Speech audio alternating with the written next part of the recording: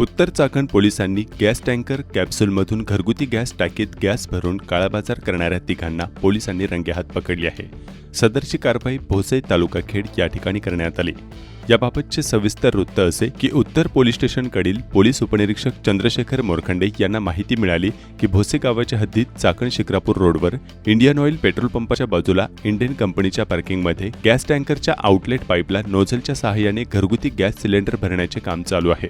त्यानंतर चाकण उत्तर पोलीस स्टेशनचे वरिष्ठ पोलीस निरीक्षक जितेंद्र कदम यांच्या मार्गदर्शनाखाली उपनिरीक्षक मोरखंडे, पोलीस हवालदार भैरोबा यादव व त्यांच्या सहकाऱ्यांनी मंगळवारी 31 मार्च 2026 रोजी पहाटे 4च्या सुमारास भोसे गावाच्या हद्दीत चाकण शिक्रापूर रोडवर इंडियन ऑइल पंपाच्या बाजूस इंडियन कंपनीच्या पार्किंगमध्ये धाव घेतली।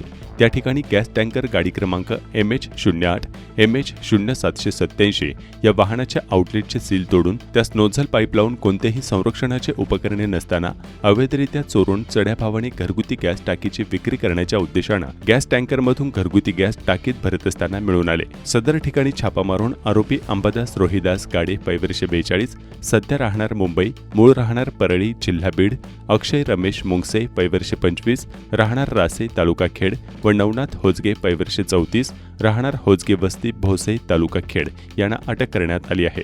तर जीवनावश्यक वस्तू कायदा 1955 कलमान्वये गुन्हा दाखल करण्यात आला आहे। चाकण परिसरात मागील अनेक वर्षांपासून सर्रास गॅस टँकरमधून घरगुती गॅस टाकीत काढायचा गोरखधंदा सुरू आहे। मोठे जाळे यामध्ये कार्यरत आहे। दरम्यान 2 वर्षांपूर्वी मोहितेवाडी येथे अशाच प्रकारे गॅस काढत असताना प्रचंड स्फोट झाला होता।